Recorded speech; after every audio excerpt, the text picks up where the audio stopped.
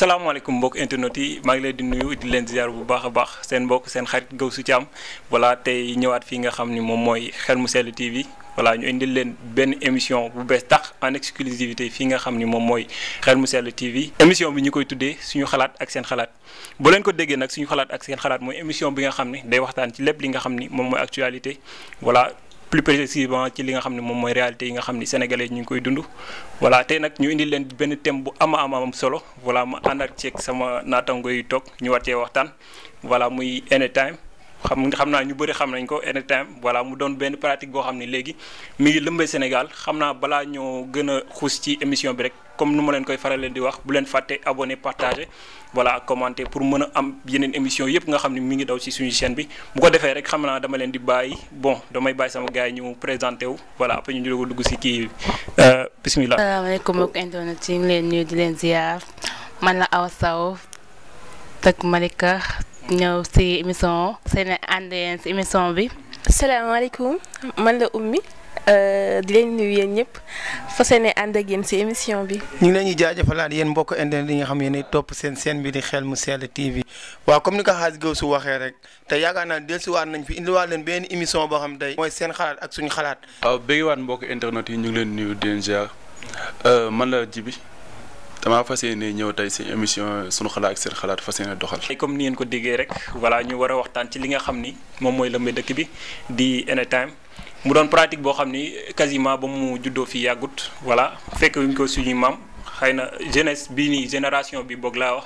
bañ fi ñëwee ñoom ñoo ko créé sama gars yi lan ngeen xam ci anytime xam naa damay bàyyi sëñ Samba rek mu wax ñi lan la xam ci anytime. waaw voilà mbokk internet yi tey yaakaar naa ne anytime moom man jàppewuma ko lu dul tooxal góor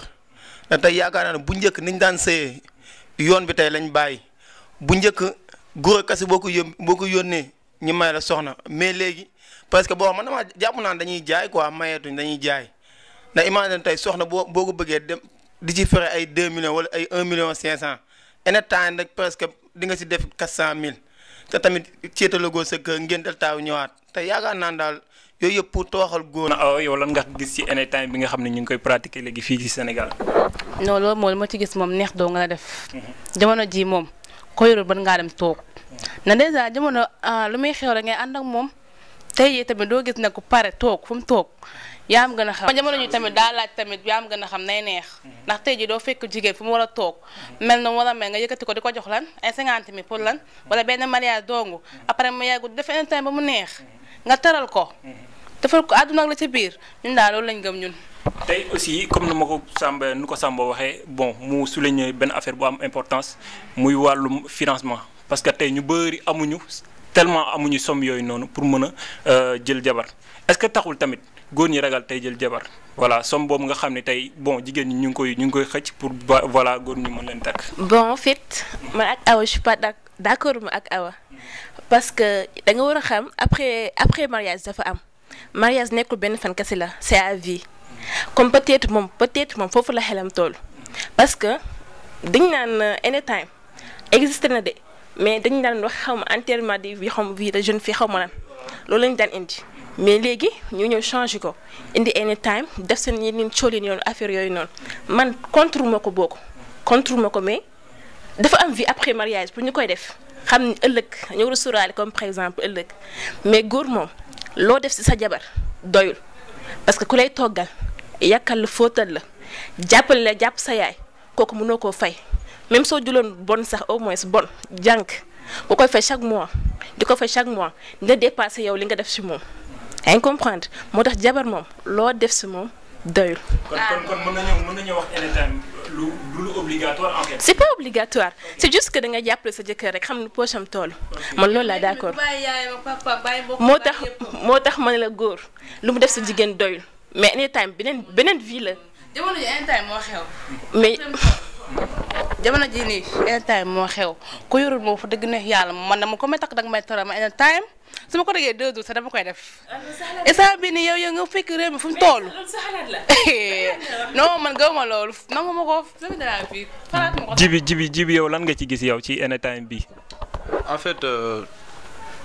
ñii anytime muy def amul benn njëriñ anytime ban aspect positif la am ci sëy anytime la lay def si sëy day gën a dëgëral sëy la lay yokk si sëy non dara loolu yàq noonu la xaalisu góor ñi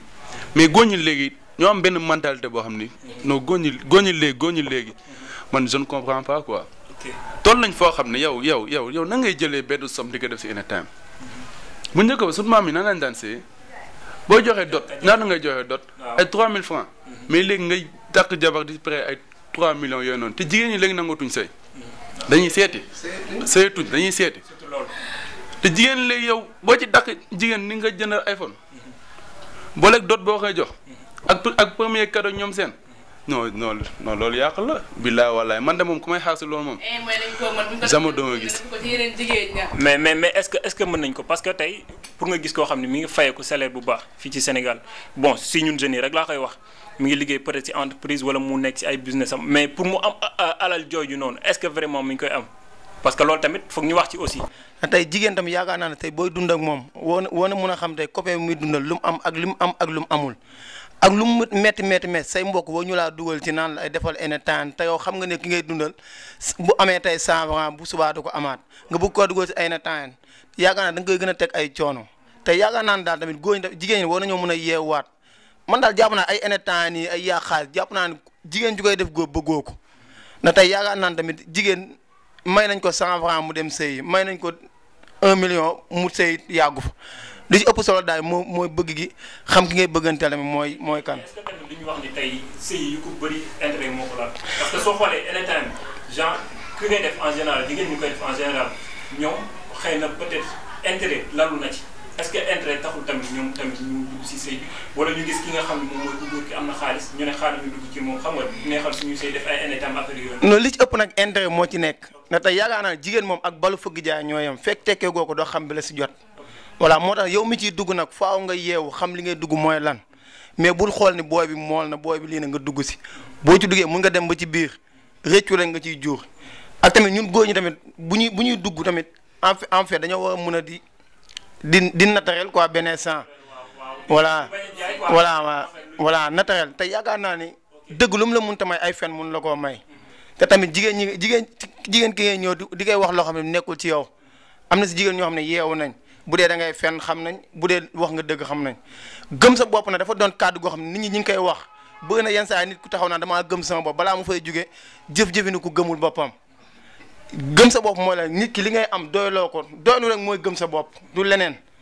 voilà bul gëm ni tey booy bi su ma ne ko lii laay liggéey ñàkk ko ne ko lii laay liggéey nga ñàkk ko te gëm ni tey yow mun nga amaat leneen waaw gëm-gëm boobu tey bu nekkee ci yow rek di nga loo dugg da nga siy am ndam.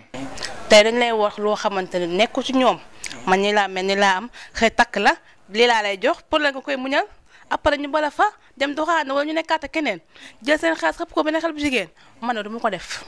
loolu moo fi amatul góor ñi léegi gëmatuñ dara lu ñu gëm ak ku leen yërëm. comme jigéen ñu mel ni yow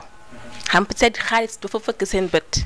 yaa ngi comprendre moo tax des fois ngeen di tombé si yenn genre góor yoo xamante ne amuñu te bëgg nañ leen. amuñu te bëgg nañ leen yaa ngi comprendre donc loolu da leen di jaral ñu dem àbb seen iPhone xarit wala dem luwe ji oto wala dem luwe ji costume jusque pour ñëw lii leen quoi labat leen comme si wolof wala mu doxaan leen yaa ngi comprendre ñëw seen ñëw montré que ni carrément am na fekk moom yorul sax 100 francs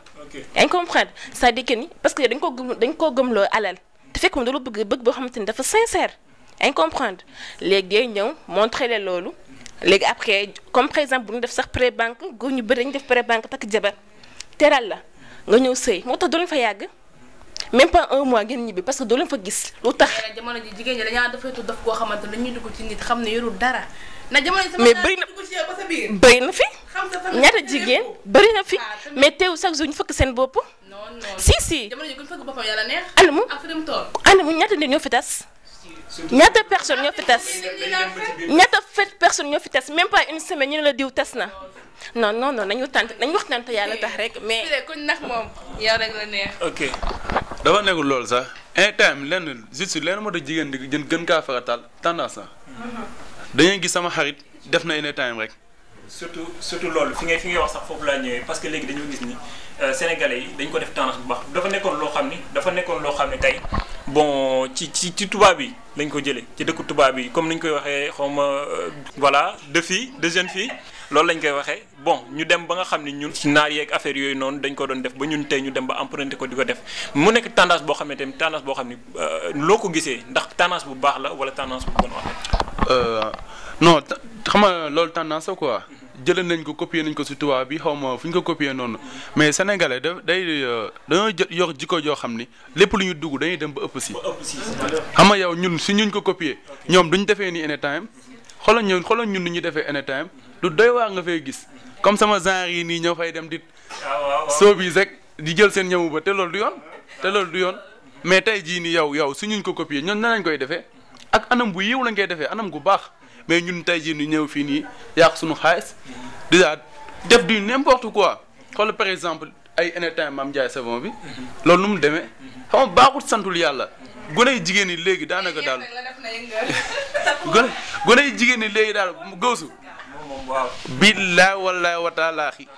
ku ci may def ci ndànk ñi parce que est-ce que loolu tamit du sonal en fait sa jëkkër charge yi nga xam ni moom moo koy defal parce que comme sànq nu ko kii souligné charge yi dafa am lu important ba pare wax na aussi lu am importance des fois góor ñi tamit dañuy dem di def prêt bancaire mais prêt bancaire soo ko defee est-ce que vous savez que yéen da ngeen koy rembourser au fil du temps nag daf koy rembourser te loolu mën na koo sonal voilà kon coono boobu gëm naa ni te war nga koo mën a wàññi ki nga xam ne mooy sa jëkkër. mais ku nekk li nga am ngay duggee marché boo nee lii laa am li nga am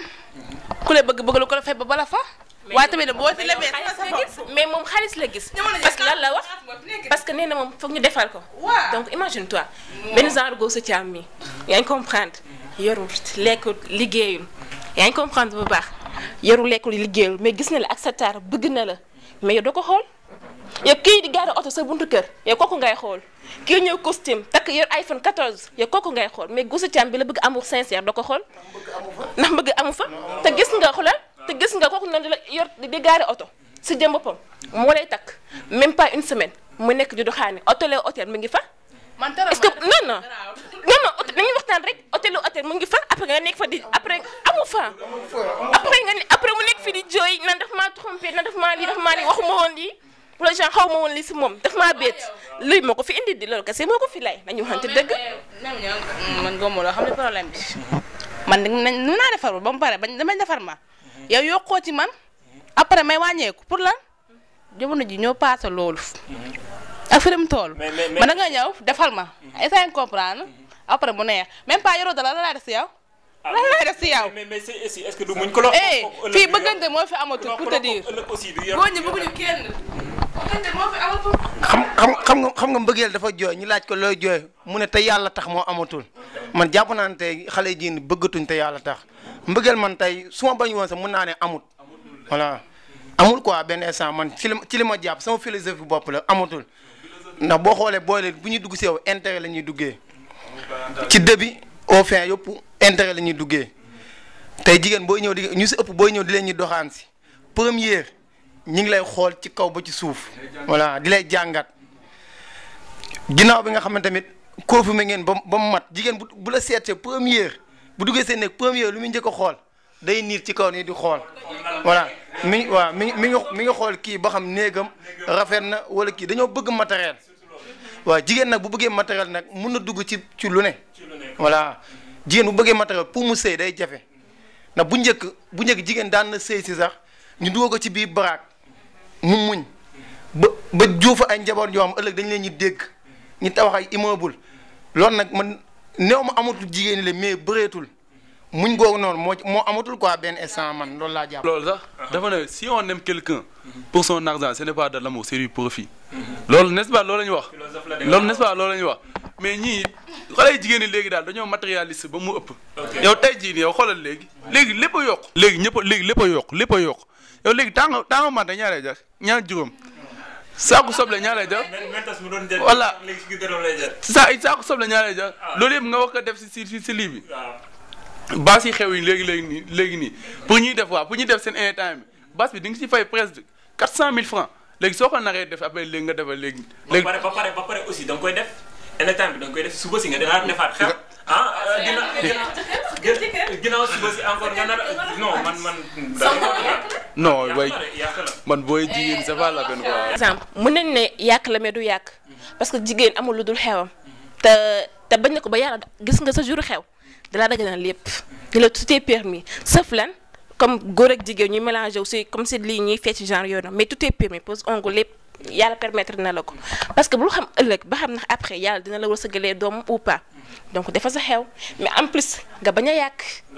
xam ne après une vie après dafa am te da nga war a dund ak sa borom kër. après boo ne xew rek dugg nga ci yàq. xew moom foo ko waxee voilà te sànq dafa wax benn wax boo xam ne jigéen amul lu dul xewam góor it amul lu dul poosam voilà bët du yenn mais xam na li bopp attan voilà bët moom du yenn mais xam na li bopp attan. comme lu muy wax nii. parce que am na kii yoo xam ne couple yoo xam ne avant ñuy marié voilà dafa nekk lu important loo xam ni kii bi communication bi. ngeen mën a waxtaan pour mën a xam yéen lan ngeen di gérer seen bi mais tey par exemple su ma jëlee sama exemple tey yoruma lu bëri maanaam yoruma alal yu bëri ma ñëw naan sama jabar ne dafa bëgg anytime ma ñëw tamit ne par force dama koy defal anytime bi dem bay lépp wala affaire yooyu. après impact yi après conséquences xam nga kañ nga xam après mariage. après mariage nga koy xam. mais gis nga lépp nag yow ku góor gi nga xam ne yow yaay dem di ñaani jabar am na loo xam ne yaay yeewu même boo yoree 200000 woo ko may ku jigéen ki may ko 50000 te 150000 xam ne yaa nañ la ko laajaat ci ay laaji sew mais tey su fekkee dañ ne la 200000 dañ lay laaj nga yëkk 200000 joxewaat ko jàppal ne ci ay 200000 di nga ko joxewaat ci seen laaji sew moo tax yow mi wuti jabar faaw nga yeewu xam stratégie bi ngay demee ak ñoom. ok mais aussi est-ce que du si fóotu parents yi parce que des fois parents yi dinañ surtout si famille bu jigéen ñi. dinañ pousser seen i doom ba nga xam ne ñoom dañuy def li nga xam ne moom mooy ay énétam wala ay xew yoo xam ne yu mag la ba nga xam ne dinañ sonal seen i jëkkër. non yenn saa nga day see parents yoo xam dañuy bëgg àdduna. voilà ba su dajee parents yoo xam dañuy bëgg àdduna ngay gorante ak ñoom foo jaar di nga sonn nit nag bu bëggee àdduna da ngay dem ak moom stratégie bu laajee 100 francs jox ko fukki dërëm te jàpp ne dina jël si waat fukki dërëm yooyu noonu mais boo yëkkatee 100 francs yëpp jox ko bu la laajaatee fukki dërëm yoroo ko mun la kii mun laa yor. waaw lu mu wax c'est pas totalement négatif de ndax kii nii Abdou Guèye Seck la wax ku aayewal sa moome jigéen tamit dañ kaa war a teral sunu moroom góor bu ñu dégg lu ñuy wax nii rek yaakaar ni mais aussi teral boobu tamit ñuy dégg est-ce que tey taxul góor ñi di daw parce que suñu nee teral rek sama gars yi comme sama genre yi dañ naan man instant wax dëgg fa yàlla yoraguma dara su ma duggee foofu financement lay doon day mu jigéen day daw. mais loolu est-ce que taxul gars yi sama gars yi duñu daw quoi. mais Samba wax na ko léegi. ok nee na bët yenuwul waaye xam na lu bopp attan. waaw voilà mais comme donc ñaari couple. tey jii suñu demee bay wax ay teg projet mariage. war nañoo waxtaan wala war nañoo xamante. tey yow nooy takkee jigéen xamoo ko tey jii ma gis la si mbedd benn samba bu rek ma ñëw ne la ma lay takk pourquoi jigéen daal fii wala góor bala ngay dugg si moom da nga koy xam ba pare awa mii tamit kenn moom moom nee na moom ay moom daal moom xaalis rek la gëm quoi xaay kon yow doo enjoy mbëggeel yow moom du enjoy mbëggeel moom du enjoy mbëggeel dafa déjà sax dañ lay takk tey jii benn dañ lay takk du yàgg ñu dem doxaani surtout nag lenn nag yàlla moo ne am leen ba ñeent. waaw kon jeex na am leen ba ñeent comme que mën ngeen ko ba leen ko mën a woon ngeen ñeenti jabar fii de ku ko mën moom sa benn moom nga naa siiw noo ko takkee ñeent doo ko am dëgg neexut ku ko mën naka koy def. mais des fois xam nga jigéen ñi lu tax ñu leen di kon parce que yéen góor ñi da ngeen nay. góor ñi da ngeen trop non dukkure woo leen de bàyyi leen naan damaa dukkure bàyyi leen kàcc membre dukkure non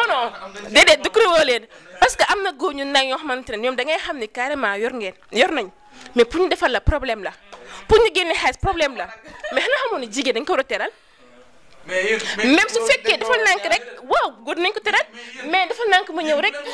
dafa déedéet non du noonu mais du noonu bàyyi ma ñëw du noonu bàyyi ma ñëw du noonu parce que déjà yow jigéen xam nga ko bu nekk jigéen ki tant que takkaguma ko duma def si moom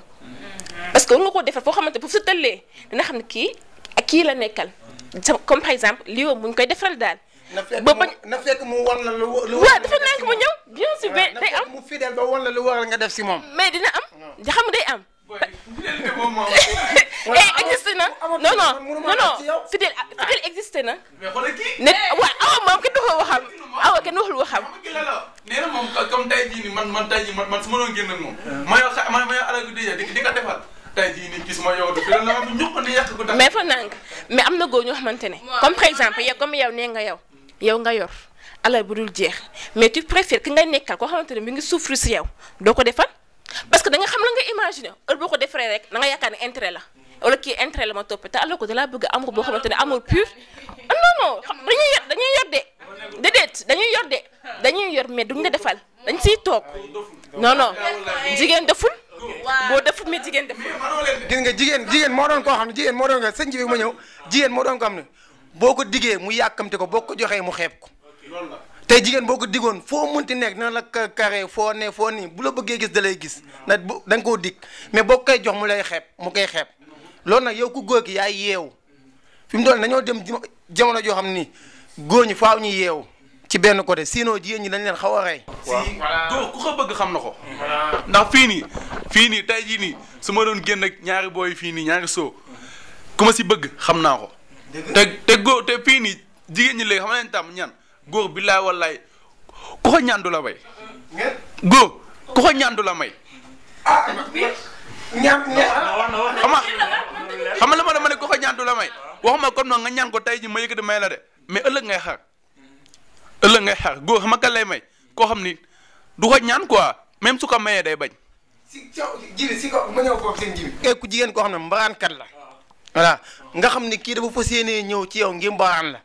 kon na nga koy def digga jën beeg 11 bi rek na am confiance ñuux boo sànnaatee bu koy lekk nga jàpp ko kooku nag stratégie boo am xel yi nañ développé li may wax. waxtaan bi neex na trop temps bi lu ci des bëriwul boo xam naa balaa ñuy tëj rek bon ñu gis tamit benn affaire boo xam ni lu am solo la bon ñu koy gis ñu koy constaté ci li nga xam ne mooy anytime yi nga xam ne mooy fecc yi sol colin yeeg fecc yeeg ak yi nga xam ne dañ koy def bon du loo xam ne lu baax la tey nan ngeen ko gisee voilà ku nekk joxe ci kàddoom après ñu jéem a xool nan lañ koy kiiwee 30 secondes ok.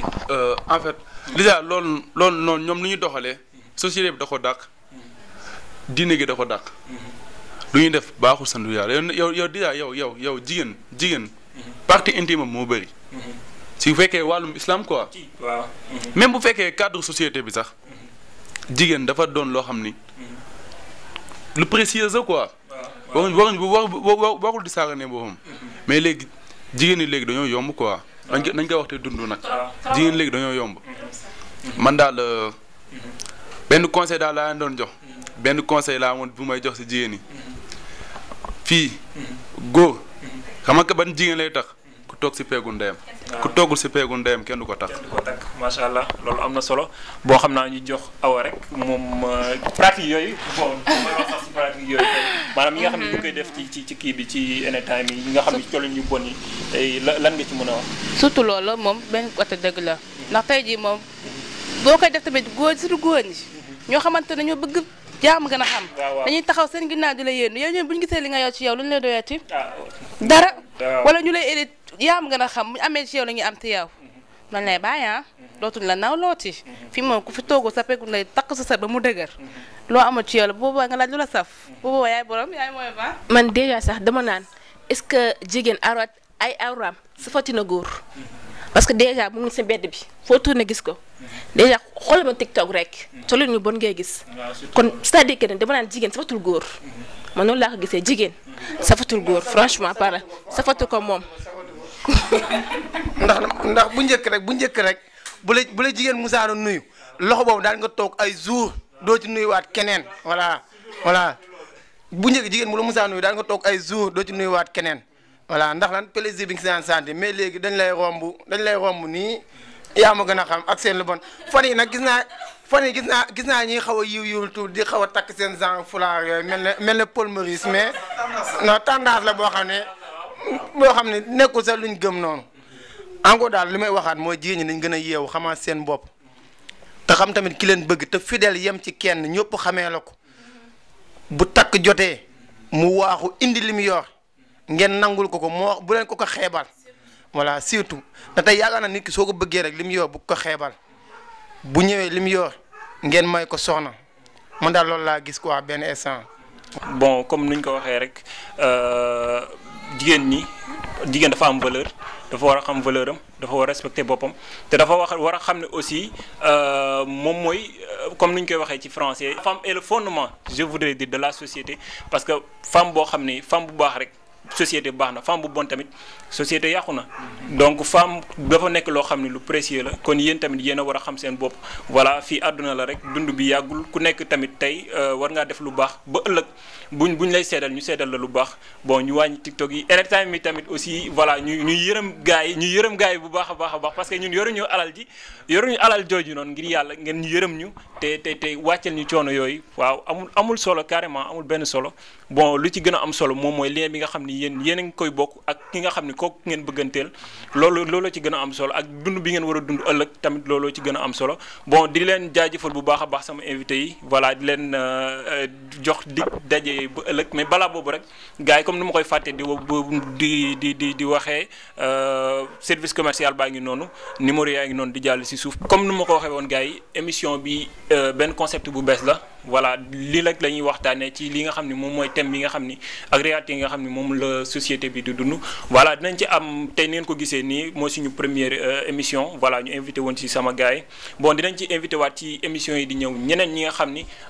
dinañ participer ci émission bi ñu teg ay thèmes yoo xam ni ay thèmes yu am solo la yi nga xam ni société bi ñu ngi koy dund comme ni ma ko waxee woon voilà comme yéen tamit yi nga xam ni bëgg ngeen participer ci émission yi nga xam ni moom mooy daw ci chaîne bi mën ngeen woote ci service commercial yooyu noonu ak ci numéro yi nga xam ne moom mooy daw si suuf comme ni ma ko waxee aussi yéen ñi nga xam ne yéen a ngi seetaan Xel mu Sell TV ñu ngi leen di jaajëfal bu baax a baax maintenant on est plus de 3000 abonnés voilà grâce à yéen voilà di leen jaajëfal bu baax a baax c'est quelque chose d'énorme di leen jaajëfal bu baax a baax ci loolu di jaajëfal aussi ñi nga xam ne ñoom ñoo nekk ci ginnaaw voilà nekk ci li nga xam ne mooy seen technique bi ñoom Codé voilà ñoom Mansour xam nga ñoom Oustaz Mohamed xam nga ñoom Aïda ñoom ñëpp ñu ngi leen di jaajëfal bu baax a baax xam naa dañ yemale fi émission bi rek di leen jox dig daje ba ëllëg ci beneen édition ak ci beneen thème incha allah bye bye.